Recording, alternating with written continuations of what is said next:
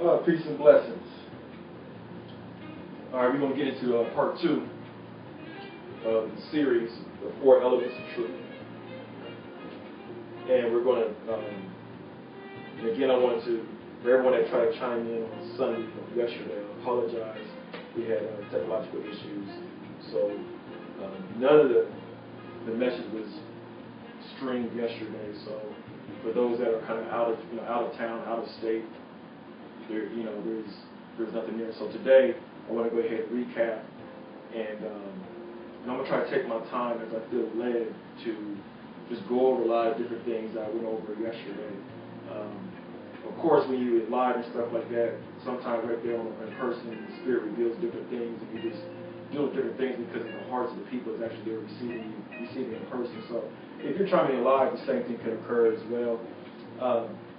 So we'll try to delve into it, but it was really good. I believe this is really good information. And so just to piggyback, the 4 elements of truth.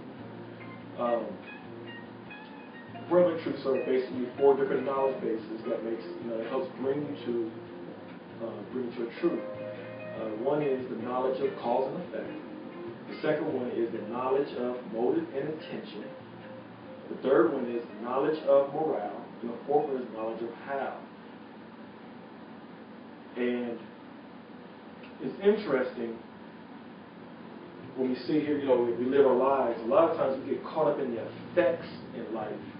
And we get so enraptured in the effects in life that we ignore the causes that causes those effects to be present. So today, in this part 2, I'm going to deal with one of the corners of the elements of truth, which is the cause and effect. So today I'm going to deal with the knowledge of cause and effect, which contributes to, which is a feeder into having a truth. So there's 4 corners. So this is 25% of the truth. Now, just by having knowledge of cause and effect is very, very powerful. So hopefully, as I get through this, hopefully you'll be able to gain some additional understanding or, confirm something that you already know. And you can take it personally and begin to make adjustments in your life that you might need to be able to do. All right.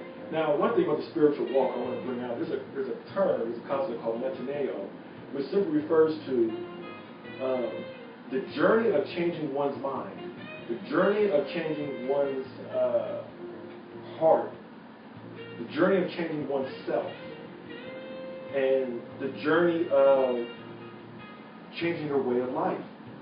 That's the beautiful thing about walking on the spiritual path. Unfortunately, a lot of people don't experience the changes. I mean, they fabricate and make up lies about it. So everybody tries to pretend that like they're making changes, but really there hasn't really been an interpersonal change. And so, those changes are prevented because they haven't received the knowledge of truth. As we don't receive the knowledge of truth, we begin to create illusions about truth to prove that you are walking in the truth. Okay? So, as I sit here and reflect, over the message, there's some interesting questions I want to submit to you real fast to think about. Remember, in the first part, I talked about the word save, and the word save means to be free, to be disentangled, to be free from contradictions, or to be free from paradoxes. Okay? So let's think about it. There's a knowledge of truth, there's a bridge of truth, there's knowledge base that supports the truth. Then we have to sit there and explore and invite some questions. And so I begin to question. And yes, just flow with me here. If I'm absent of the knowledge of cause and effect, am I free? If I'm absent of the knowledge of motive and intention,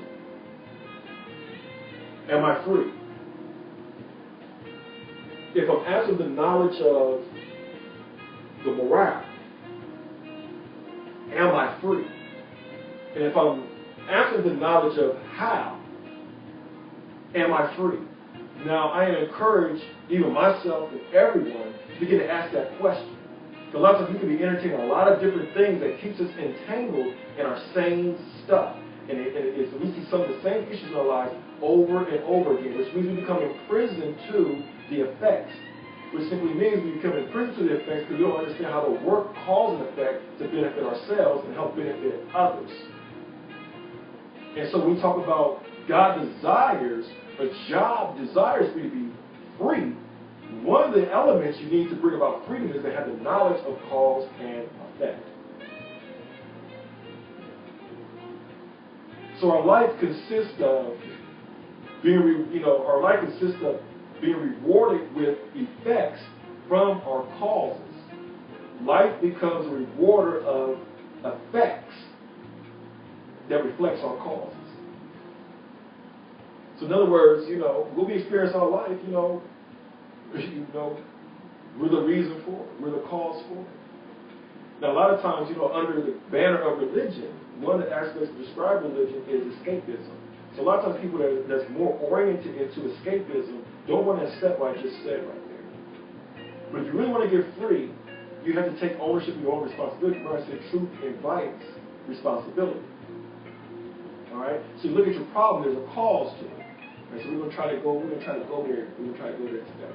All right? Now, for those that are following in the book of life, in the Bible, if you go to Galatians chapter 6, verse 7 and 8, is where I drew the message for today, for part 2. The 4 elements of truth, where we're dealing with the knowledge of cause and effect. Okay? Now, I'm going to go ahead and read it to you, because it's very interesting. It says, be not deceived, God is not mocked. God is not mocked. For the man soweth, that he should also reap. I'm going to go into verse 8.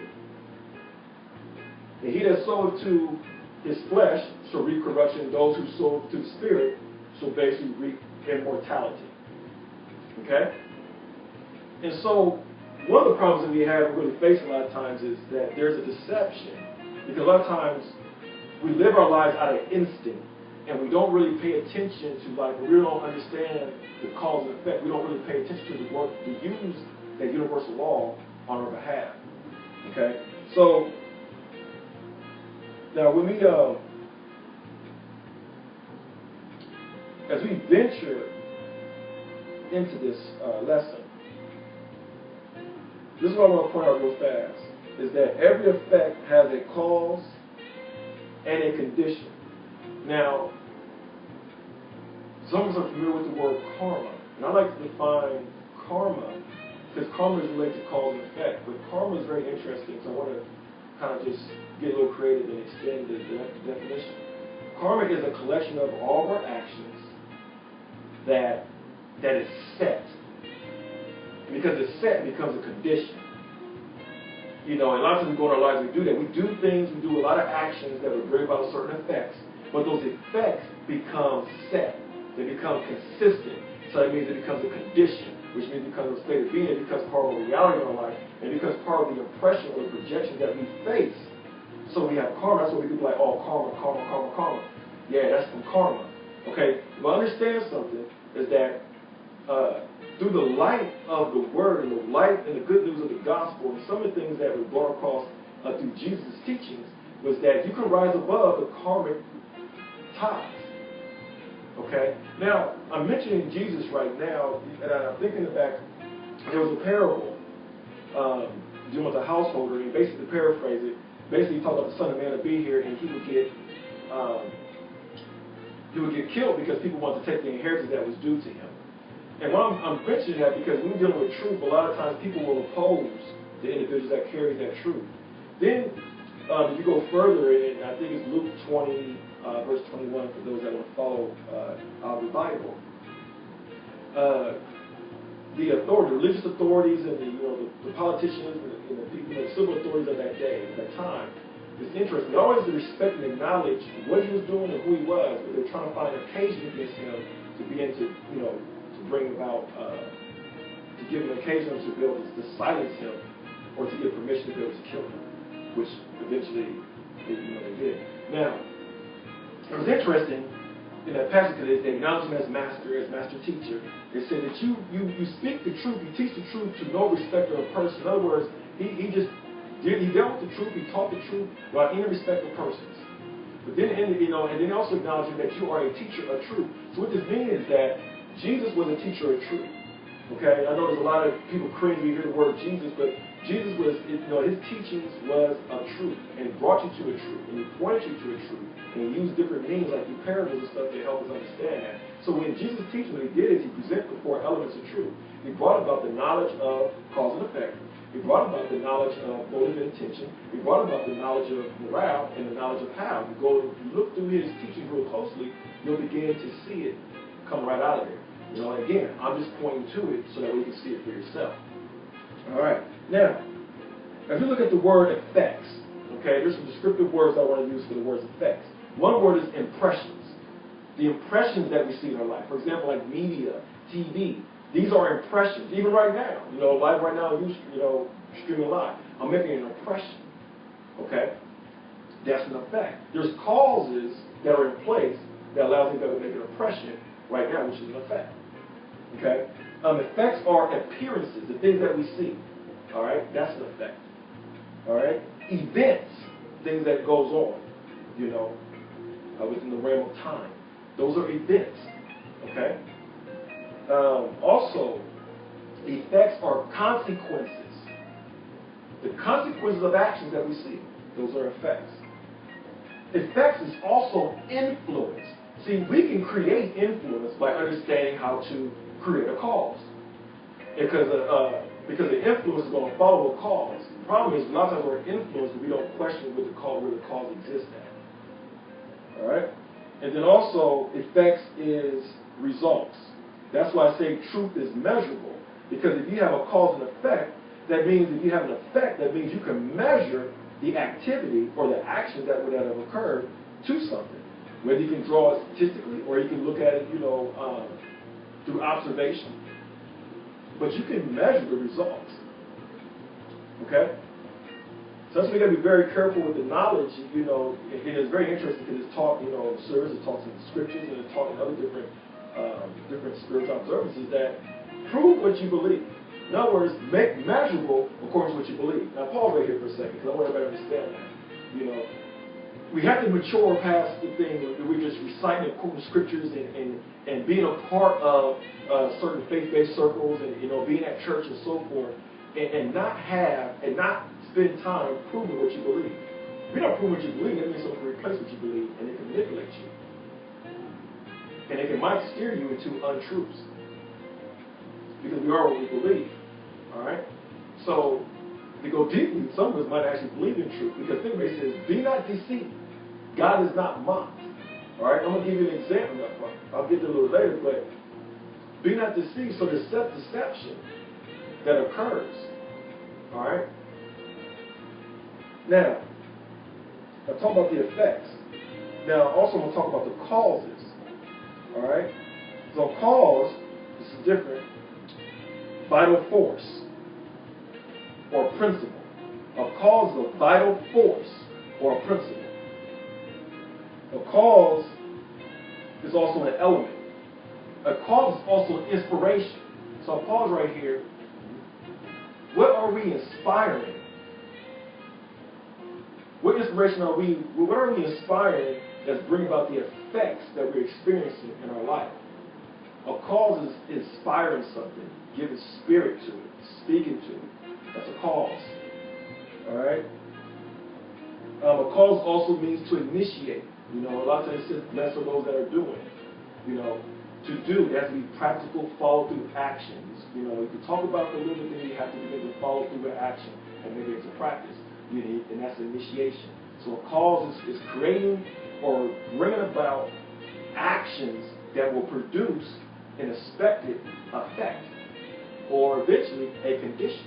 Because you can have effect. I could do something and get an effect here, but it might not be a condition. That's why I broke out karma. I broke down distinguished karma, compared to an effect, because karma is an effect, but karma is a set effect. Okay? I hope that clarified something right there. Then also, check this out. Cause is also a seed. Like a seed, like putting seed into the ground. Causes a seed. Now I know there's some religious psychological responses to it and say seed, but I'm going to go ahead and undo that and demystify that real quick for the sake of understanding so that we can be able to walk in some personal truths. Okay? Now, the word seed, this is what it means. The word seed means a source of development.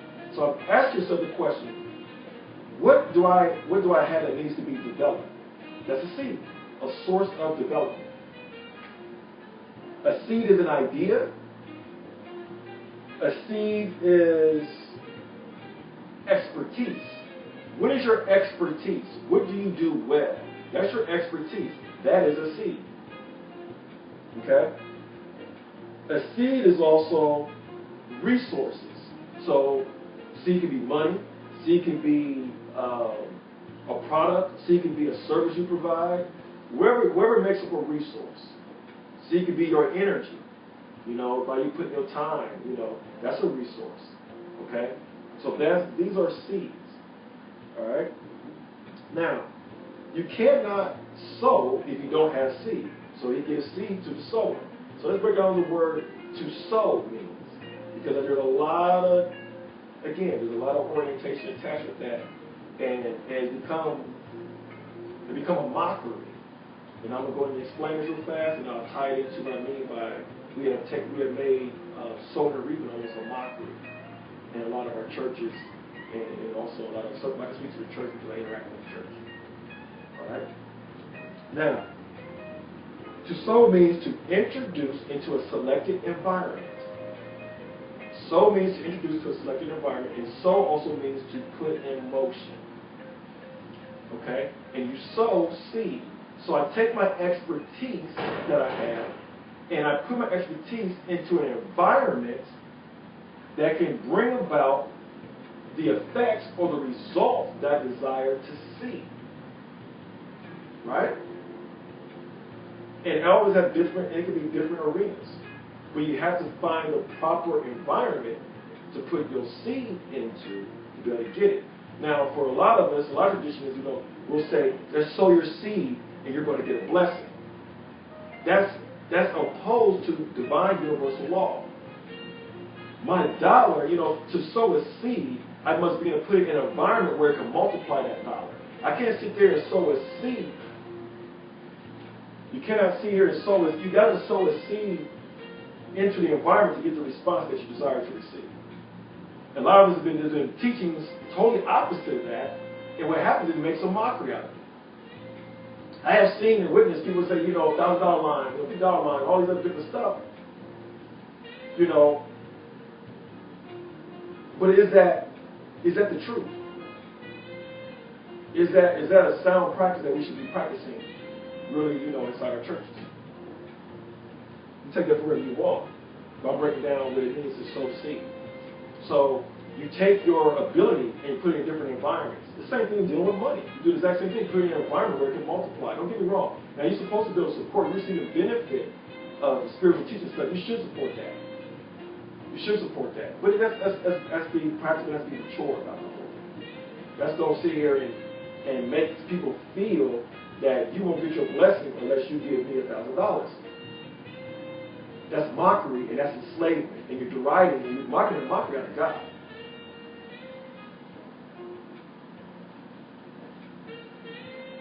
Alright? To sow also means to direct your actions to create or direct your actions towards the result that you desire to see. Okay? So if I want to see more love in my life, I need to be able to project that action of love to begin to start seeing that. And the more consistent that I do that, that becomes a condition in my life. So it becomes an effect, but it also becomes karma. So now I have good karma coming back to me because it's a set condition. Because I practice more love than hate in my life. And so now I have more love as a condition in my life. And that applies to relationships as well. Alright? So the benefit for knowing the knowledge of cause and effect is it brings you to the knowledge of consequences. It allows you to understand the probability of a thing. You know, it allows you to be able to predict what's going to happen. So you know, if you really know the cause and effect, you can begin to predict certain things. That's why, you know, the market, economically speaking, they can predict certain activities, or people can even the government, a lot of times they can predict certain actions or behaviors because they study people's behaviors. So they know the cause of someone's knowledge base is going to bring about certain effects. So the idea of understanding the cause of your, or the origin of your source of your knowledge, they know what you probably won't produce, more than likely. And it's very interesting because I mentioned Jesus. Jesus was killed. Think about it. Think about if you were someone that was teaching people the knowledge of cause and effect, the knowledge of motive and intention, the knowledge of morale, and the knowledge of how, on a consistent basis. That means that you become very, very powerful. That's why I say truth is powerful, because you begin to expose and make things unfold from what it is. And so those that are trying to benefit from the concealing of the truth becomes exposed. And more than likely, you got to become silenced. And we always can think about different personalities and figures that dealt with certain truths and have gotten killed or have gotten silenced for them revealing the truth, or people that have potential, their voice has the potential to affect a large body of people or a large grid of people, that their words and what they're teaching or what they're about or their actions that they're doing, the causes that they're about, can bring about a certain enlightenment. If it's against the interests of people that want people to be ignorant, they're going to figure out ways to silence that individual or individuals. Okay? So understand this. Effects are driven by our actions. All right? Good action brings about good action back to us. Bad action brings about bad action back to us. But also understand, we're the owners of our own actions. All right? So we own the effects and the conditions in our lives. As soon as we understand that, you start taking a path close to your own freedom. We have to accept our responsibility. At the end of the day, we can point fingers at all different stuff going on. And some things happen that's outside of our control. Like, for example, in a relationship. A lot of times relationships will split. A lot of times it happens in relationships because maybe at one time y'all had the same cause.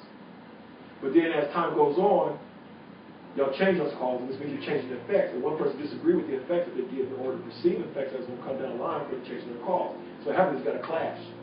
So what happens is then somebody has to make a decision to begin to venture, to make a choice to go in a different direction. Now, I mentioned this whole example right there is, if we, follow me real fast, I'm sorry. Follow me real quick.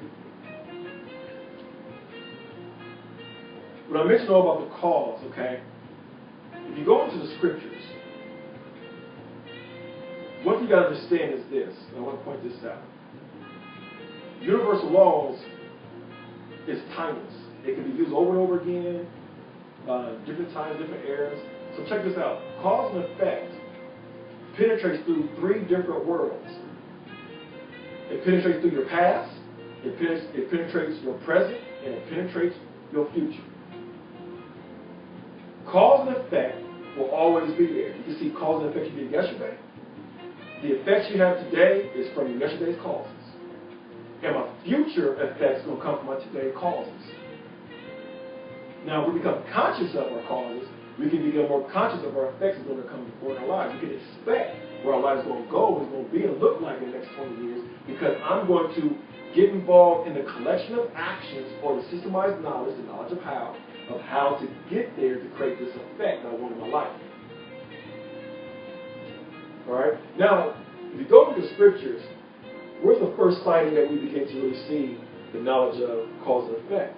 All right? Remember I said, cause also could be inspiration, also could be initiating, also means vital principle or vital force. Okay? So, if you go to the book of Genesis in chapter 1, you'll find out that it sits there and says, that God said, let there be light, or let the firmament. So, by him saying, let there be, was a cause. So we even see the universal law begin to operate right there. He said, let there be. That means he initiated. That means he spoke a vital principle, because the word means principle. So he spoke principle. Now, interestingly, if you go and read those passages real closely, you find he said, and he divided, or he began to divide the firmament as he began to speak the cause. All right. Then we found the first mention of the seed when he's talking about, the trees will bear the seed. So in and of itself, so an apple tree will come from an apple seed. right? So trees are effects, all right, and the seeds are cause, all right? Even with human beings, a man and a woman must come together, right, to produce another human. So humans are effects, and having sex is a cause. Sorry, I get drawn with that, but just for sake of understanding and clarity. All right? So understand, so this is something that's revealed to me, is that when you talk about the knowledge of cause and effect, immediately attached with that is the knowledge of polarity. All right? And the reason why, and it makes sense, because we have the knowledge of polarity connected with the knowledge of cause and effect. Polarity is dealing with the positive and the negative, the hot or the cold. It's the opposites. Two extremes meet each other, okay? So what's very interesting is that I can have a cause that I'm trying to promote. But that cause gets canceled out because of the knowledge of polarity, which means I might entertain something that's negative that goes against the cause that I'm trying to promote. So even though I'm trying to create this cause, I can cancel out my cause with my entertainment of the negative polarity. Right? So if I want to find a cause, I want to have a good relationship. And I'm doing putting all the different elements of the actions or the attitudes in place. They'll do that. But if I begin to entertain negative things about gossip, about fault finding, that is going to cancel out that cause. Because the negative and the positive, you put those together, the negative will override it. I'll let y'all catch on that. So understand this, with the cause and effect, the knowledge of polarity, they work in tandem with each other. So you want to make sure in the cause that we're doing, you want to make sure that you have a complementary polar reality to attach to that cause. Because if you have an opposing polar reality to that cause, it's going to cancel that cause out, which is going to bring out a different effect. Okay? So, now what I want to do is I want to give us something practical so we can begin to change our situation. Some of us have some things we want to change, and some things don't need to be changed. But I'm going to present a basic blueprint, something practical that you can do and entertain, and so you can learn how to work the cause and effect, the knowledge of cause and effect. All right, it's incomplete if I don't show you that. Okay. So, but also I want to, before I get into that, I want to talk about environment. Remember I said to sow means to introduce into a selected environment, right?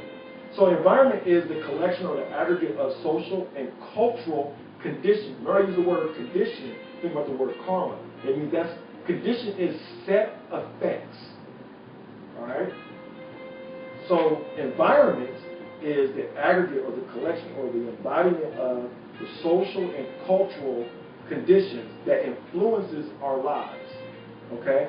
Environment is also the cooperation or cooperative of the interdependent relationships, and also interdependent. So the inner relationship, intra, and interdependent, the outer relationships. It's bringing that in and making it cooperative. So making things cooperative relationships is also an environment. An environment is created when two people come together. When you and I come together, right now, even as I do this, we have created an environment. We created an environment virtually. But this is an environment right now, just by two people meeting each other. Just like that. Alright? So we have multiple environments all throughout life. And we entertain multiple environments. But as we become conscious of environment, we can begin to work cause and effect and have the environment to begin to benefit us. Alright? Now I use the word culture.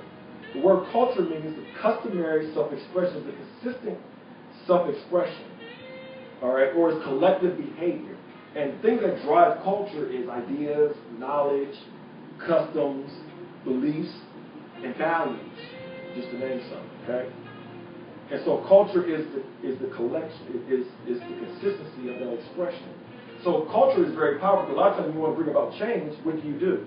So if I want to bring about a change with cause and effect, I want to create an environment. So I want to put social relationships in place that will create a condition. Okay? And as I do that, then I want to create a culture around those social relationships that I put in that's in condition to begin to bring about. Because the culture, cultural trends. In the sociological field, we use the word meme, M-E-M-E, a meme effect, which means it's the, basically the continuation of a certain expression that's being transferred from groups of people on and on and on and on, or for individuals. So we begin to advance culture by aligning ourselves with the culture. And so a lot of us have heard about the teaching about generational curses. Generational curses is nothing but effects from violating a principle. For those that really have certain scriptures in the Bible, you go in the book of Deuteronomy, where it breaks down, Deuteronomy 28 really breaks down how curses come into being and how blessings come into being. Okay? So, when you look at it, it says you should observe the commandments, you should observe and do. So in other words, bring to practice the principles. If you do that, these things, these effects, can become conditions, and they can become your reality from you entertaining the right cause. Okay? And contrariwise, the same thing with the blessing. You do the exact same thing. So I can receive these type of blessings, these conditions of blessings, by entertaining the right principle. At the same time, I can go against entertaining these principles and entertain contra principles to produce a curse-like cycle. So a curse is a debilitative, revolving, cyclical experience that you have in your life that works against your self-interest. That's why if we don't understand the knowledge of cause and effect, our lives can become very repetitive. They become very cyclical. You know what I'm saying? And some of us call that being, generational curses. That's why repentance and redemption and restoration and forgiveness is needed in our lives, because if we have to know how to become detached from the cycles in our lives. And we get detached by the cycles of life by entertaining new causes. Okay, I don't have time to go into talk about cycle, transformation, things like that. But just understand that's an offshoot of that. Okay? So these are some 3 things you're going to need to bring about the change of cause and to begin to change your environment, right? Okay? So observe the word patterns in your life. I use the word morphology, which means word patterns. What type of word patterns are you entertaining consistently? And what word patterns are you speaking consistently? Because it says out of your word, what you speak life. So you speak life, in other words, that's what you do. You speak conditions. You speak out effects. And you speak it long enough, eventually those things begin to manifest. So we can walk in our own prophecy, basically. Self-fulfilling prophecy by things we speak and by the things we entertain word-wise. So what's coming across in our ears all the time, and if we're not filtering those things that's contrary from our interests, we begin to have those effects in our lives. So you're going to change the effects in your lives, you got to change the word patterns that you entertain. It applies to me as well. All right? Also, if you're going to change the effects, you have to change your association. When I use the word association, I'm talking about relations that we have, because when you associate with somebody, you develop a mental connection. All right? That's why it says iron sharpens iron. The wise hang with the wise. A fool hangs with the fool. The hateful hang with the hateful. Right? Because in terms of in the human realm, we attract to our like kind, the law of attraction. So that's associations. So and we make mental connections with things that we identify with. So if you desire to change, you're going to entertain people that's of change, or people that's on that path of change, or people that are exuding that desire for transformation in their lives. And you find yourself entertaining those type of things. Right? Same thing with truth. If you desire truth, you'll entertain truth. So you can't get mad at somebody that doesn't want to entertain truth, but you want to entertain truth. It's not for everybody. It is for everybody, but everybody don't want to choose it. It's all a choice at the end of the day. Okay? And that's what it goes talking about in Galatians 6, 7, 8, where it says, those that sow to the flesh. All right? The flesh, a lot of us really understand, is a euphemism for the word will. It's a warped will. So in other words, it's warped decisions that bring about the realm of the flesh. Things we see, backbiting, being hateful, being spiteful, being bitter, all these different things. That's a realm of the flesh. That's the result of the will being warped, entertaining things that's totally contrary to love and forgiveness. The things against peace, against things of harmony. Okay? So that's when we say flesh, what we're talking about, go a little bit deeper, just to evolve and take it more mature. Scripture talks about getting to the meat of things. That's what we're talking about. So the flesh is talking about the warped will. All right, the damaged will. And that's what half our battle is, get our wills free so we can make the right choices, so we can utilize the proper knowledge of cause and effect to benefit us. But if our will is suppressed and our will is distorted, from understanding the elements of truth, we begin to still stay enslaved in our cycles because we desire our cycle subconsciously, whether we, or consciously. But it depends on your conditioning, right? And that's what I'm talking about. That's why we say, you're a product of your environment. It doesn't mean that you will always. You're a product of your environment means you're impressed with your environment, but it doesn't mean you can't make changes. I want you to understand that. You can make changes, and that's what we're doing right now, teaching this today. You can make changes by understanding the knowledge of cause and effect. You don't have to be a product of your environment. The environment is a condition, yes. It is a set karma, yes. But the beautiful thing about it is you can detach from that set condition and reverse that condition and change a new effect. And you can change that effect long enough, you can change that condition, replace it with that. Right?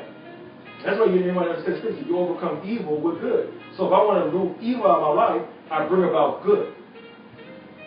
I bring about the contrary condition so that it can begin to re-impress me. And as I re-impress myself, I begin to change the new environment, right? And I begin to walk in a different reality in life. All right? So also, like I'm bringing out, to change the effects in our lives, we have to change our environments. We have to make a conscious choice to change our environment. Because the environment shapes us socially, it shapes us psychologically, it shapes us spiritually, it shapes us our domestic orientation, it shapes us economically, it shapes everything in our lives. That's why environment can be a very powerful thing. And so that's why you need insight into what an environment is. And we'll get into that because the environment falls up under the knowledge of morale. And so as I get into that corner of truth, we'll go more deeply into my environment and start teaching about that as well. My aim is for us to get free and to get understanding. And all you're getting is understanding. All right? All right, so now, if we have effects, that means we might have a problem, we might have issues, right? So that means there's a cause to support that effect. So that means some of our problems that we have to do in the business world, and we call it root cause analysis. So how do we discover our roots to our problems? Or how do we discover our causes to our problems? Real simple. First question you ask yourself, what should be happening in my life? All right? And then, and categorize your life, financially, relationship-wise, domestically, as a parent, whatever the category, wherever you want to categorize, and ask yourself what should be happening. And then ask the other question, what is actually happening? And if you see a difference from what should be happening compared to what is actually happening, that means there's a gap there, there's a derivative. And it's the word, a word for derivative is the word sin. This means deviation. Deviation. So what should be happening compared to what's actually happening, it means there's a deviation. And that deviation is sin. Sin doesn't have to be something totally negative all the time. Sin also means to fall short. It means to have deviations. We have deviations in our lives. That's what the Bible says. To say you have no deviations in your life, or no moral infractions, or no moral entanglements, that you're deceiving yourself, that you're lying. Because at the end of the day, we all come up short of something. We might not be all aired out visibly, but we have it. Okay? And so right now we're going to be, just talk about deviation. So there's a deviation right there between what's actually happening versus what's actually happening. And then you can ask yourself the question, when you look at what is actually happening, you ask yourself the question, why is that happening? What's the cause? How is it happening? And as you ask yourself, why is that happening and how is it happening? That is your causes. That's your seed. That's the thing you're initiating. That's the thing you're inspiring. That's your vital principle that exists. Because the difference between what should be happening and what is actually happening, and as you begin to write down a list like, oh, this is why this is actually happening, that's your causes. Then you look at those things and now you can circumvent that cause and replace it with another cause because now you see it. Now you can draw a distinction. Why? Because now the knowledge of polarity comes into place. Well, I see this, but I desire this. So I got to entertain the polar opposite and make sure the polar opposite is going to complement the different cause so I can change this effect that I'm seeing in my life. All right? Now, to even go further, because some of us are unaware of the causes that we create. We're unaware of the causes that we project, and then we see the effects in our lives, and we're just really unaware of how those effects or those conditions, aka karma, is in our lives continually. So, real simple. Here we go. You ask yourself the question. This is how you can define. This is how you can discover the causes that you're promoting. Okay. You can discover the cause that you're promoting by asking yourself the question, what am I seeking? What are you seeking? Because the thing that you're seeking is your cause. Alright? So in relationship, if I'm seeking thoughts, that is my cause. So that cause will produce an effect. What you are seeking is seeking you. Think about that. What you are seeking is seeking you. You're not exempt from what you're seeking. Seek and you shall find, right? So you are what you're seeking. What you're seeking is seeking you. So if I'm seeking love, guess what I'm going to get in my life? I'm going to get love. If I'm going to a relationship expecting that this relationship is not going to work, guess what you're really seeking? You're not seeking harmony in that relationship. You're seeking confusion in that relationship. Because you are expecting and you're projecting to see something indifferent about the person that you think you have a true interest in. Alright? Now, I talk about truth being measurable. I talk about truth being measurable. And a lot of times some people are like, yeah, you can't measure truth and stuff like that. Let me give you an example.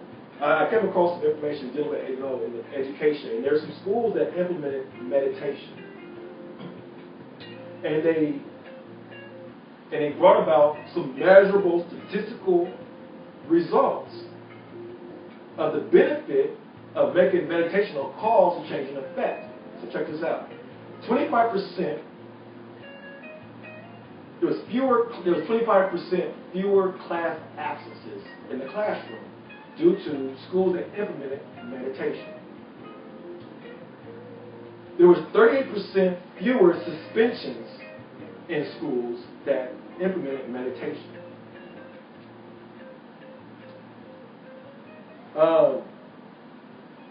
1 out of 7 practicing mindfulness meditation achieved a significantly improved result in their scores and also in their attention skills development.